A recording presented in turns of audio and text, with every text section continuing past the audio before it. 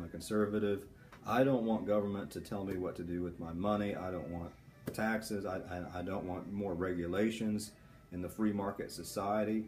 Let things fly, and there's going to be a self-correcting thing in there.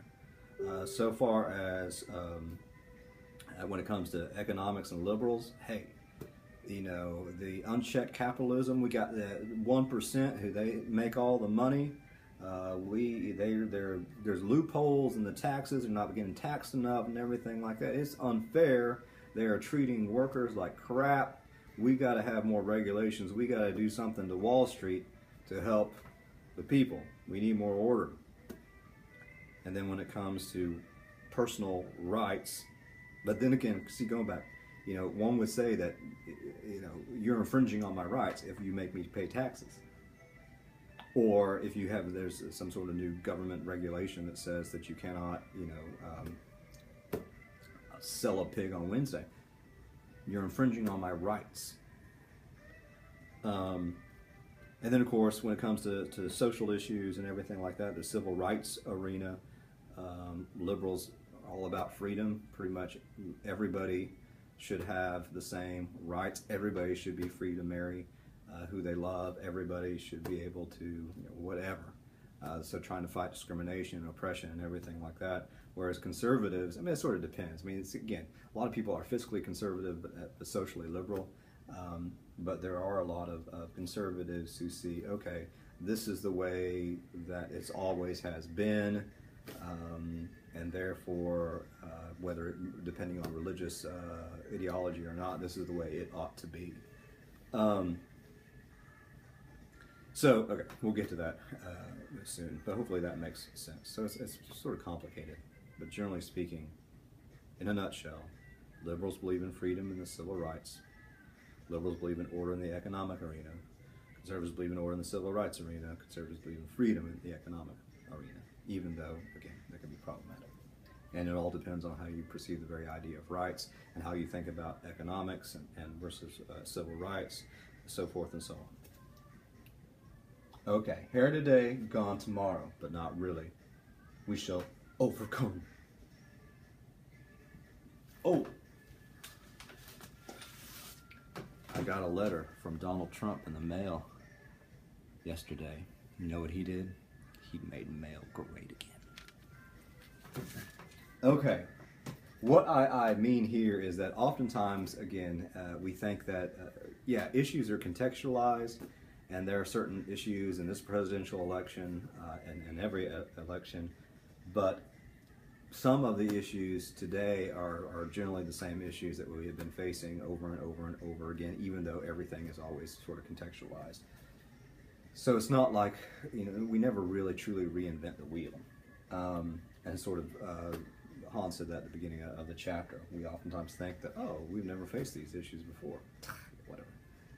So, what Han does is he takes various categories that he thinks are particularly important issues. Military defense, government surveillance, academic freedom, which is only really important to academics. Well, it shouldn't be, but there ain't nobody. Politicians and running for president of the United States don't really talk about academic freedom. But welfare, and then of course taxes, and of course there's so much more, immigrant, blah, blah, blah. But in any case, and this is, I mean, you know, this came out right after 9/11, and they'll have some stuff well, military defense is tied to terrorism and everything like that. But in any case, military defense. Liberals tend to, within this realm, when we're talking about military issues, foreign policy, blah, blah, blah, liberals tend to argue from principle. They want things, what things? They want things, I'll have to change that. Yeah, maybe not, I don't care. Open for public debate, right? So it's a principle. The U.S. citizens should have the right to all the various information so citizens can help in the process of deciding what we should do in foreign policy or whatever. Though realize only Congress can actually declare war. And presidents can't declare war. We have military interventions all the time. When was the last time we actually had a real declared war? World War II. I think Korea wasn't even a real. What's that? There's a weird thing hanging from my tree. That's weird. Maybe it's a spider web. In any case, so liberals, give everybody the information. Let's have a public debate on whether we should invade Mexico. Conservatives argue more by consequence here. Don't want things to be as open because things might get out. We don't want the Mexicans to know we're going to invade. So let military do its job. Can't have open debates, they say. And particularly if you have, but they like classified information, but so long as it's not on a private email server. But the thing is, okay, so that's a general sort of liberals. Let's talk about it. Also, liberals tend to not want to pay as much for the military because the military is such a huge part of our national budget. They think there's smarter ways to do that, and then we could siphon that money from military and do it for more social programs. Whereas conservatives tend to be, everybody wants to have a good military. Everybody wants to, that's one of the main things that government has to do is defend its citizens. But conservatives tend to want to have a stronger, bigger military strength by might. But again, it's more complicated than all that. And sometimes it depends on who's in the White House, right? Oftentimes if conservatives are in control of Congress and you have a Democrat in the White House, we want more. We need more information. We don't trust you and your military dudes to make these decisions. It all just sort of depends. And particularly when it comes to issues of terrorism and ISIS or ISIL and all this type of stuff, it gets really more complicated than that. But by and large, one could argue again that when it comes to the big military issue, liberals tend to argue from principle, saying citizens need more information about this. We should have more ongoing debate before we go and invade Canada. And conservatives say, no, we're going to trust our military, our strong military, and our military personnel to make the appropriate decisions because we don't want to get, information out. Or the Canadians might find out that we're trying to take all their pigs. We want the Canadian bacon. Government surveillance, which I don't think is necessarily, all these things blur together. I mean, it's tied together. Liberals tend, like the arguments, so basically what Hahn says is the types of arguments are very similar here. Liberals argue from principle, support freedom. I want my privacy. Government should not tell me what to do. Government should not spy on me. Hello, President Obama? Is somebody listening to me? Is somebody listening to this lecture? Well, once it's on YouTube, yeah. They want the right to privacy. Of course, a lot of conservatives do too. I mean, again, this is why this is somewhat problematic. I mean, it's sort of, maybe, but. And then what Hahn argues is that conservatives argue from consequence to support and support order. We need things like the Patriot Act in order to support or to protect us, which I actually buy. I mean, remember the whole a few years ago, there was a big controversy over those new Mickey Mouse ears. X-ray machines before you go on the plane, and basically folks can see you basically naked. And a lot of folks say that's an invasion of privacy. Other folks say, well, I don't care. I want to be safe on a plane. That's what I mean. And I'm a conservative in some ways. I'm a liberal in other ways. I'm sort of in the middle. I'm a liberal, libservative. But I don't care. I mean, if it would keep us safe, I would fly naked. It probably would not keep us safe. It would scare people away. That would be an act of terrorism, probably. But in any case, so government surveillance, they have just a little tiny bit about that, or Hahn does. Then we got academic freedom, and this is my joke, yeah. this gets lots of press, but actually it does get some press on the local level. But very rarely do we see a lot, presidents. Trump is not, saying we need to build a wall around colleges, universities, and professors and Dr. Munsel's office. But basically and this goes back to depends on what truth is, both sides tend to argue both from principle and consequence. Hahn says that liberals support freedom here. Give the scholars, give the teachers, everybody the freedom to pursue truth, depending on what truth is. Truth is a pursuit, and it's not trivial.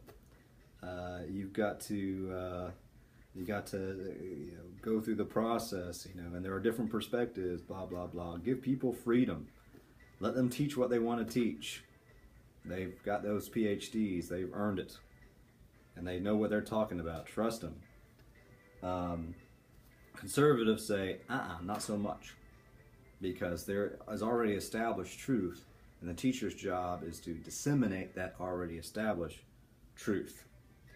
So you've got your pro-academic thinkers and your what he calls anti-academic thinkers. And he says at the core is disagreement over the nature of truth. Pro-academic freedom liberals think truth is unknown and should be pursued, as I just said. Anti-academic freedom conservatives think truth is known and should be disseminated.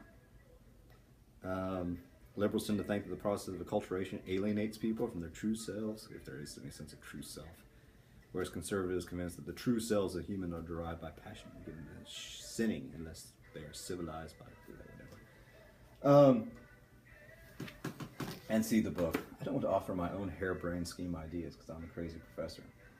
But the thing is, we have seen, even locally in South Carolina, we've seen folks in the State House, I forgot that guy's name, but saying that, there's some controversy over books that first years had to read at some college, I think Spartanburg or Greenville, also the College of Charleston. Something about gay and lesbian rights or whether, it's like, and some folks are saying, no, people don't need to read that. They should have choice. They can't. Professors don't have the right or the freedom to assign such things. It could destroy the innocence of these young students to realize that there might be gay and lesbian people on Earth. And that's okay. You have Board of Education who decide, in a sense, what is truth in the book. We got the whole idea of American exceptionalism and all that. But in any case, it's interesting to see academic freedom, although it never is a presidential election, I would argue. Welfare. People love welfare and like to talk about it. Both sides tend to support freedom and order and use both argument from principle and consequence, but they do so differently. Liberals think everyone should have that should be a right to a minimum standard of living, and then that's the principle. And then folks might revolt if they don't get that, or else the consequences is they'll never get a leg up and never be able to realize the American dream if they are not helped out a little bit. Conservatives tend to think, well, there's lots of typos in here. Freedom must be independent from government. If government's helping you out, you ain't being independent. So you should be independent from government. That is the true nature of your being. And if you take welfare, you're just gonna keep on taking it. It's like heroin. Or as former Lieutenant Governor Andre Bauer once said, folks on welfare are like dogs. If you have a stray dog and you feed it, it's going to come back for more. But there is that sense that government handouts and everything like that, people abuse it and take too much when they really don't need it, and they're gaming the system. And of course, there's always going to be abuse, and of course, there's always going to be people who really truly need it. But we oftentimes think about what is the role of government to help people who are poor and in need, and this is one of those issues. Taxes. The last thing. Read my lips. No new taxes. Oops.